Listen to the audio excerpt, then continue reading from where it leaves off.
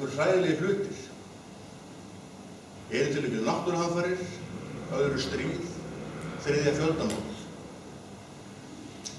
Og hann átti að flytja þar erindi og segja eitthvað huggunarríkt við fólk sem var að minnast þess atburðar. Hann var sem þetta í Japan, þar sem var verið að minnast jarðskjálftans og flóðbylgjunnar sem hafði verið þar árið áður og samfélagið þar er ennþá í rúst eftir það. Og honum var boðið til Sarajevo, þar sem hafði verið umsátur í 4 ár meðan stríðið í gömlu Júgóslavíu stóð sem hæst. Og enn ber borgin þess mikil merki og fjöldi fólks flýð úr borgin og fluttist þaðan eftir það og samfélagið er í miklum sárum. Og svo var hann kallaður til undir lok árs, þar sem að brjálaður ungur maður fór inn í barnaskóla og skaut 20 krakka og nokkra kennara og starfsmenn skólans í Connecticut, Bandaríkjunum, miðri aðventunni. Og hann talar það í þessari bók í rauninni. Þessa spurningu sem að hann hefur glímt við sjálfur frá því að hann var ungur maður. Hvers vegna gerist eitthvað svona illt og rangt? Hvers vegna leyfir Guð að það gerist?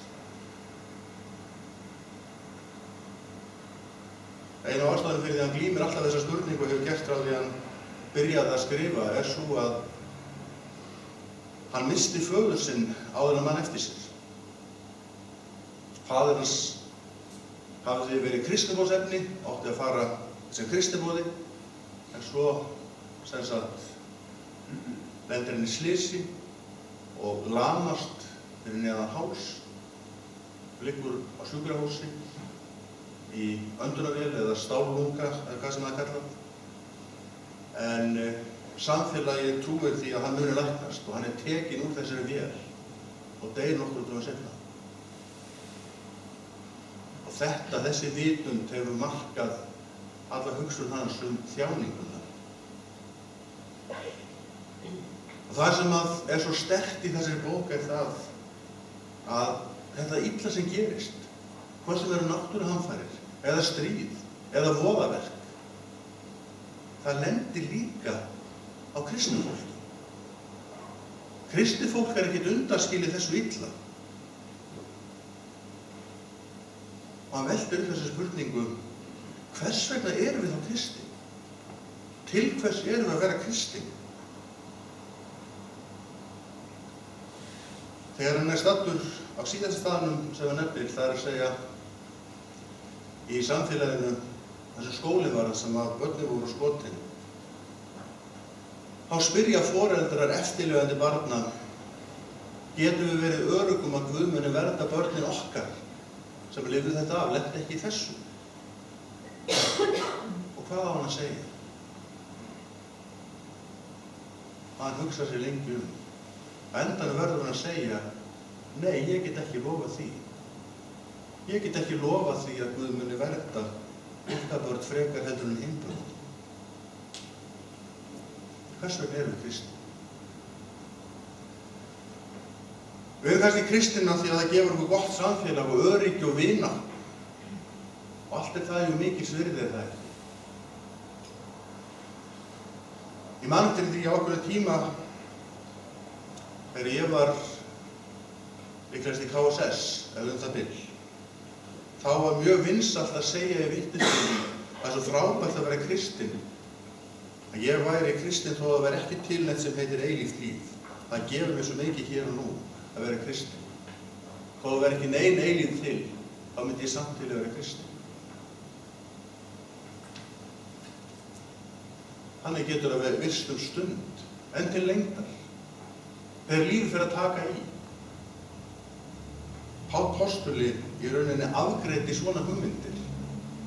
Þegar hann talar upprisuna í 15. kafla 1. Korinthubréfs, þá segir hann hreint út: ef von okkar til Krists nær aðeins til þessa lífs, þá erum við aumkunarverðust allra manna. Aumkunarverðust allra manna. Ef við ætlum að vera kristinn bara upp á það sem það gefur okkur hér, þá erum við bara í vondum málum.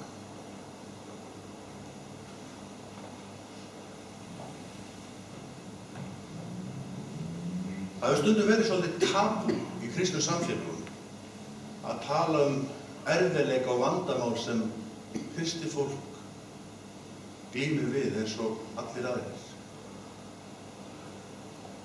Rétt eins og allir aðrir berst kristið fólk við fjárhagsáhyggjur og fíkn.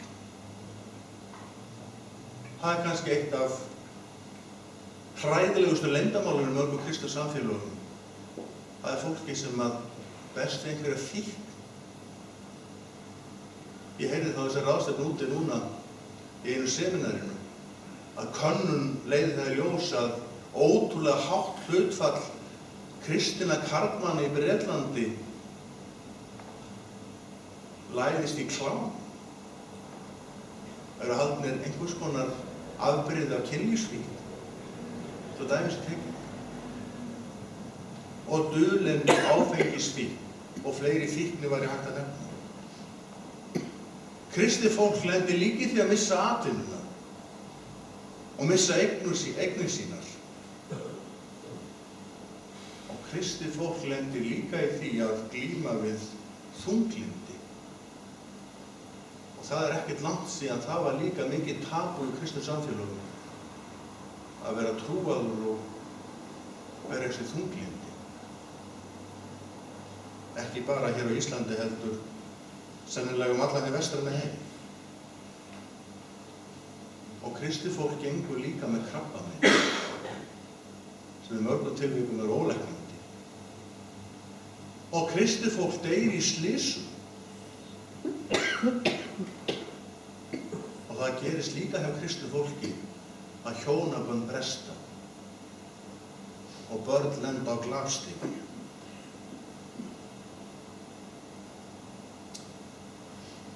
Meðal ræðumanna þessari ráðstefnu sem þeim á voru hjónin Kay og Rick Warren.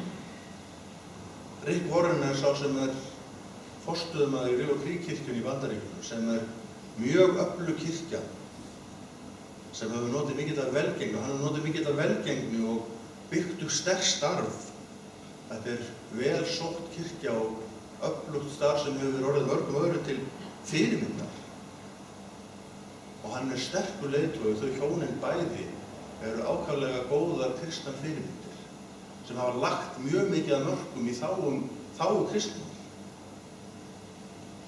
Sonur þeirra, 27 ára gamall, hann tók sitt eigið líf fyrir ári síðan, rétt eftir páskan í fyrra. 27 ára gamall var hann, hafði frá því að mundi eftir sér í rauninni, háð baráttu við þunglyndi. Fínt reiðarslag það var fyrir þau og fyrir söfnuður og fyrir vinir. Þá blossar aftur þessi spurning af hverju leyfir Guð að eitthvað svona gerist hjá svona fólki líka. Af hverju verndar hann ekki sína bestu þjóna fyrir svona hlutum? Og það var mjög áhrifaríkt í fyrrakvöld að heyra þau hjónin segja frá göngunni í gegnum sorgina. Og hann sagði örugglega 3-4 sinnum að Rick Warren þarna: þú verður að ganga í gegnum sorgina. Þú getur ekkert skautað yfir hana eða farið fram hjá henni. Þú verður að fara í gegnum sorgina. Það ár liðið núna. Og þetta ár og þetta áfall hefur náttúrulega breytt lífið þeirra og hugsun á margan hátt. Og þau lögðu áherslu á það einmitt þarna að trúin og bænin bjarga ekki öllu og áföllin dynja á öllu. Og það kom líka fram í þeirra máli að það stenst ekki sem hefur verið vinsælt að boða á síðustu árum og áratugum að allt eigi að ganga hinum kristni í hag og ef maður bara nógu sannur og einlægur sinni trú og nógu sterk og góða trú þá bjargist allt. Þetta ekki þannig. Velmegunar guðfræðins og guðfræði sem leggur áherslu á þetta og segir ef eitthvað að hjá þér þá það bara því þú trúir ekki nógu sterkt eða heitt eða það eitthvað hulin synd í lífiðum eða eitthvað svoleiðis. Það stenst ekki. Rick Warren lagði áherslu á þetta. Að halda því ekki að fólki að allt leysist með trúarlegum hætti. En á móti kemur að þessi reynsla hefur líka orðið hjá þeim til þess að núna leggja þau alla áherslu á gildi vonarinnar eilíft líf. Og það er það sem heldur þeim gangandi núna. Vonin eilíft líf. Vonin það að eiga eftir að hitta son sinn aftur. Heilbrigðan, heilan, hressan, ánægðan, glaðan í eilíf Guðs.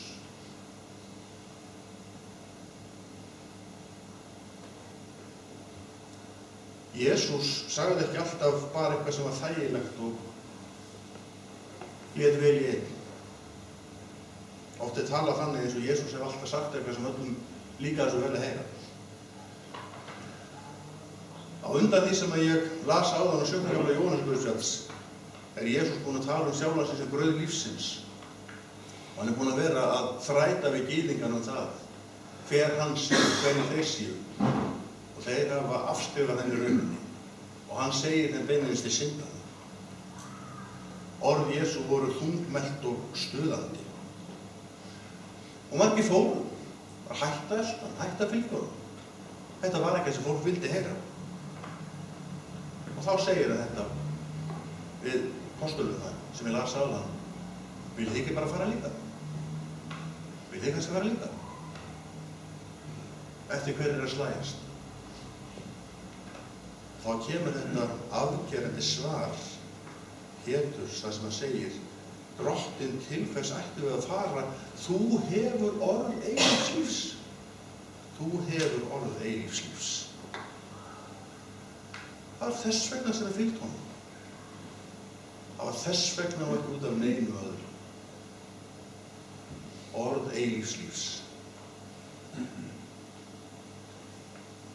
Ég tók eftir þessari áherslu í þetta eina skipti sem ég komið til Keníu í Bókutérað. Í ferð með nokkru prestum undir leiðsögn Kjartans haustið 2008. Tók eftir þessari áherslu á eilífðina. Einmitt í samfélagi þar sem lífið er stutt og erfitt. Og það er ekki neina sælu að vænta í þessu lífi. En von eilífs lífs verður svo raunhæfur lifandi. Það hefur svo mikla merkingu fyrir fólkið í baslinu. Við skulum hafa það algjörlega á hreinu að den fyrstu kristnu fóru ekki af stað í von frægð eða ávinning. Og þau fóru ekki af stað til þess að eiga notalegt samfélag. Þau fóru af stað í von eilífs lífs sem þau vissu að þyrfti að miðla til alls mannkyns af því Jesús hefði sent þau af stað. Þau fóru að því Jesús sagði að fara til ystu endimarki jarðarinnar og segja frá upprisu hans. Og svo gerist það að sú kröftuga von, hún breytir hugsunarhætti fólks. Öfugt í það sem margir halda fram. Sumir halda þeir bara fram að við leggjum svo mikla áherslu á eilífðina. Það verða til þess að við höfum engan áhuga á lífinu hér og nú. Og það skipta okkur einhver máli hvernig fólk hafi það hér og nú. Það verður engin áhersla á réttlæti og betra samfélag. En reynslan segir annað. Einmitt eilíða vonin, hún verður drifkraftur til að bæta hag fólks og breyta lífið þeirra sem að eiga erfitt. Og hvergi nokkur staðar í veröldinni hefur verið hugsað meira líðan og hag og þarfir fólks en það sem að kristinn boðskapur hefur fest rætur og haft mest áhrif. Því að vonin leiðir af sér umhyggju og samstöðu og kærleika. Og þannig bætir hinn eilífa von líka lífið hér og nú. Það er beint samhengið þar á milli. Við getum bara gert einfalda samanburð á trúarbrögðum og hugmyndakerfum. Allt þetta sem við tengjum við velmegun og jafnrétti og réttindi af ýmsu tagi, það er allt saman sprottið upp úr jarðvegi sem kristin trú hefur mótað.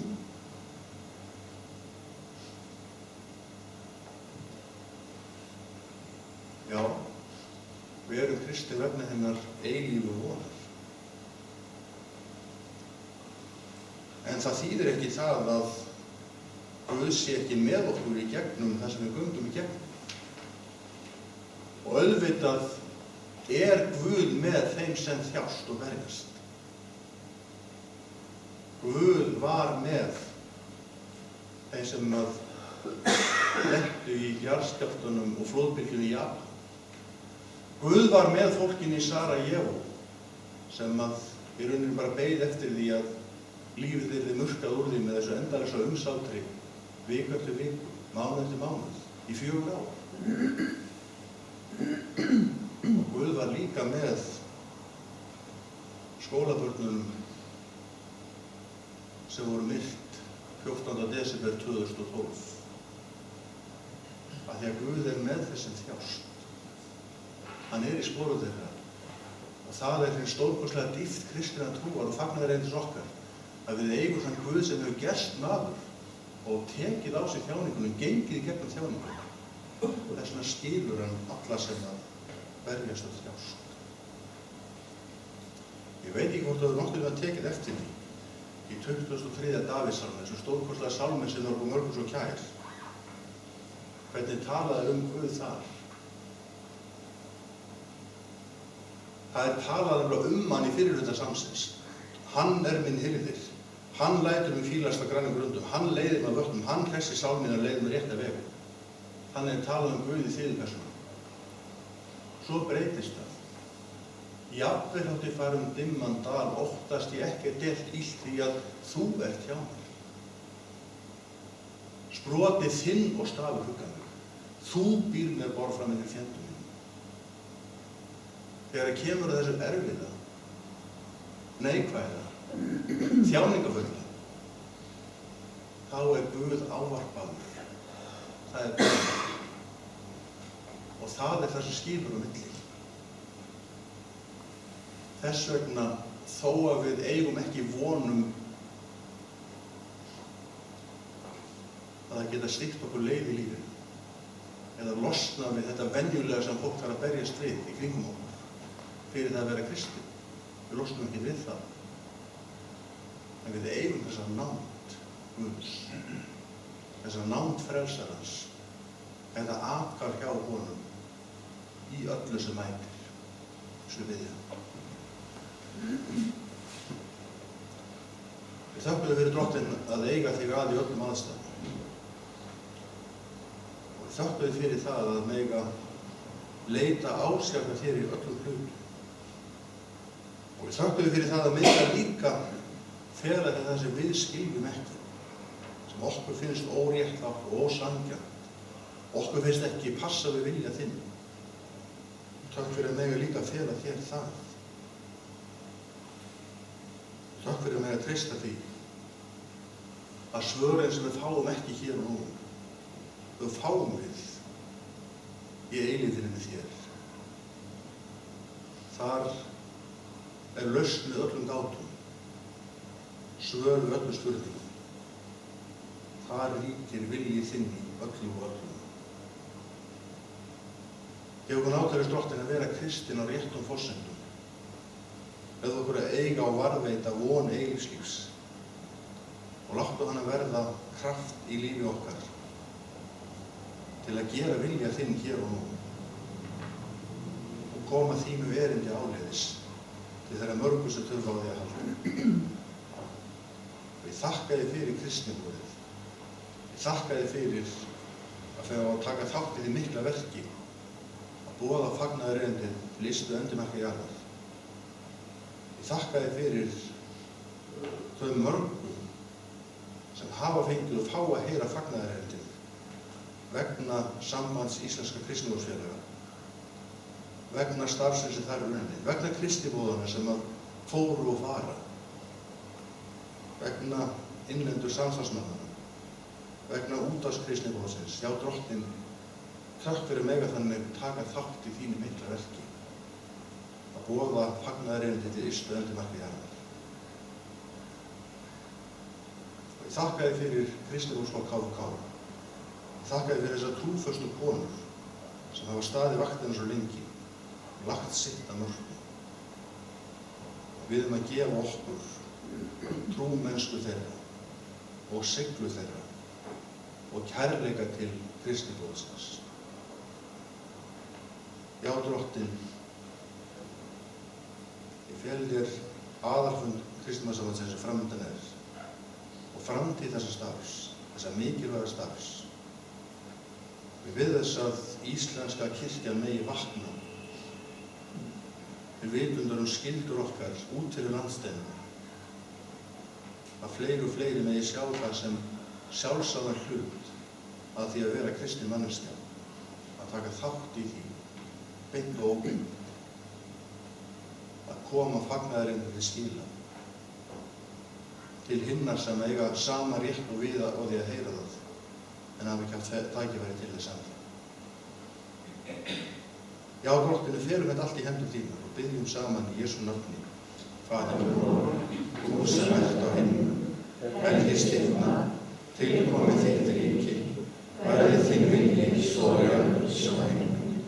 Gef oss í dag vort dagleg brauð og fyrirgef oss våra skuldir, svo sem við fyrirgefum og skuldurum.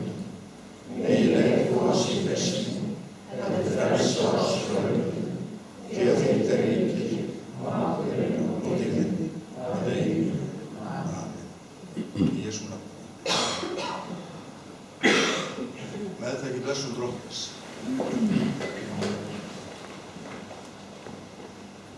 Drottinn blessi þig og varðveiti þig. Drottinn láti sína ásjón rísa yfir þig og sé þig náðum. Drottinn upplyfti sínu augliti yfir þig og gefi þér frið í nafni Guðs Föður og Sonar og heilags anda. Amen.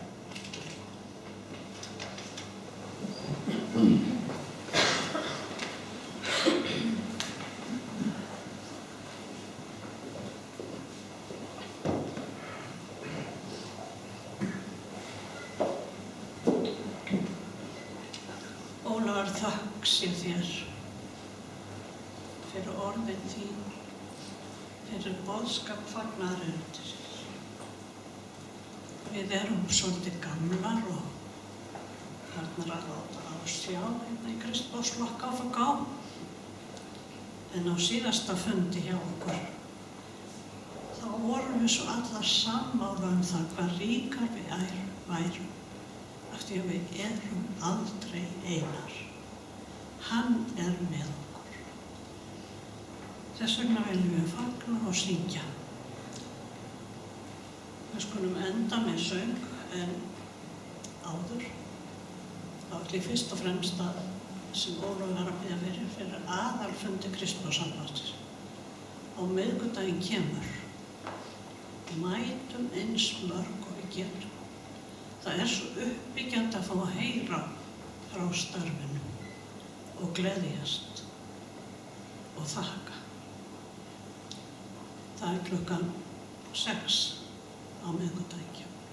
Hér? Hér þessum stað. Svo það svoleiðis að við hefum ekki kaffisölu eftir samkomuna. Við höfum verið að dunda við það heima hjá okkur undanfarna daga, setja kökur í ofn eða bollur eða eitthvað. Og við komum með afraksturinn hingað, eins og í þakkargjörð til Drottins, hve góður hann